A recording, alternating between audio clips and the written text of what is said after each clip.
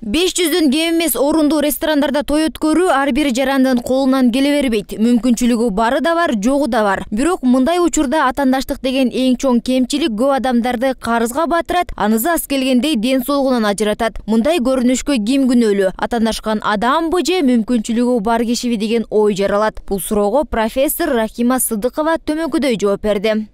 Кыргызда макал бар: казга теңелип, караганын буту сыныптыр.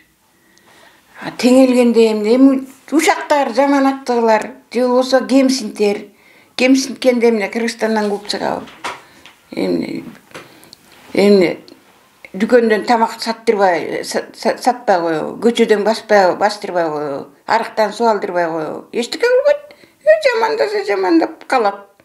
Ар ким өзүнүн алыбек алына жараша эле жашаш керек. Анан куру намыстын кереги жок.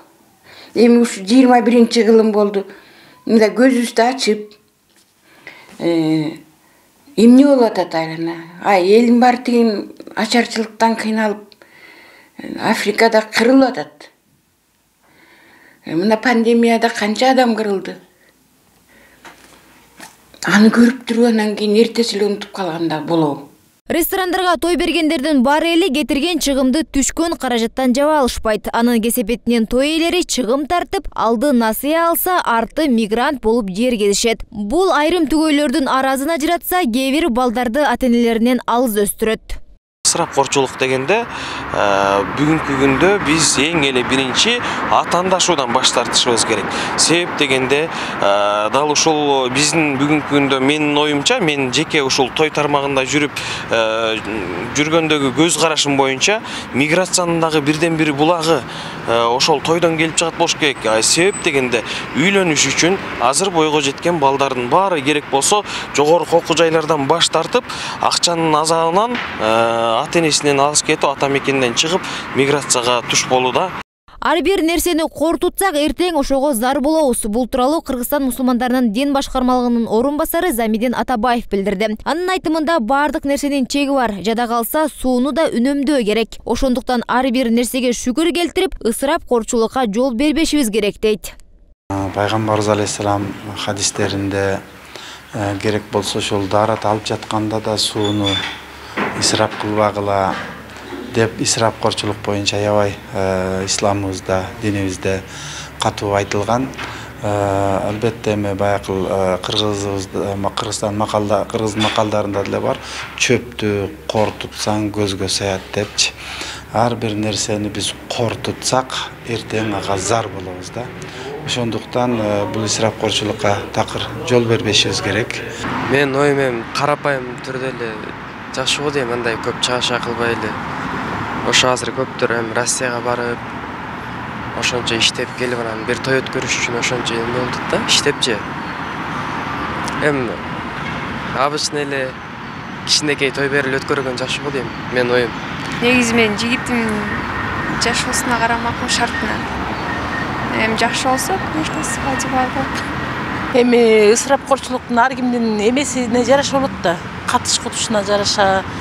Ооба да, жана тойдо мисалы кортеж кылып, машина минип, балдар эме кылган мен деле ойлобойм, эмне кереги бар? Андан көрө ошо жаштарга берип койсо жакшы да. Ошолорго поддержка болот.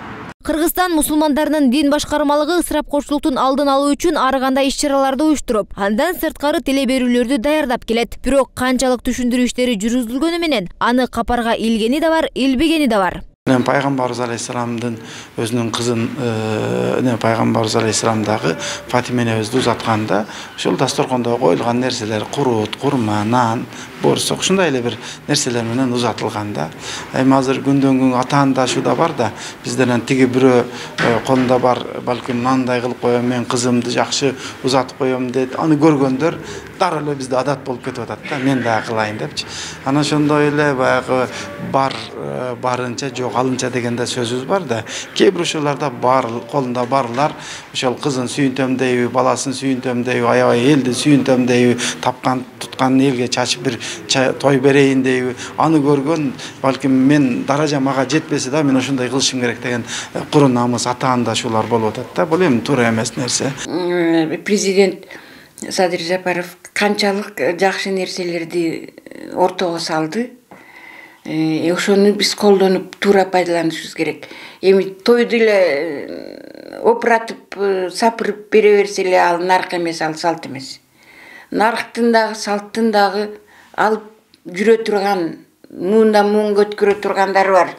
Белгилей кетсек, президент Садыр Жапаров үй бүлөлүк салтанаттарды жана маркумду эскерүү үрп-адаттарын тартипке келтирүү боюнча чаралар жөнүндө жарлыкка кол койгон. Бул жарлыктын негизги максаты жарандардын социалдык жана экономикалык жашоо деңгээлин жогорулатуу, ошондой эле диний ырым-жырымдарды, үрп-адаттарды жана коомдун руханий абалына тез таасирин тийгизүүчү башка иш-чараларды өткөрүүдө ысырапкорчулукка жол бербөө каралган. Айсалкын Нурмат кызы, Үсөн Камчыбеков, 7 канал үчүн.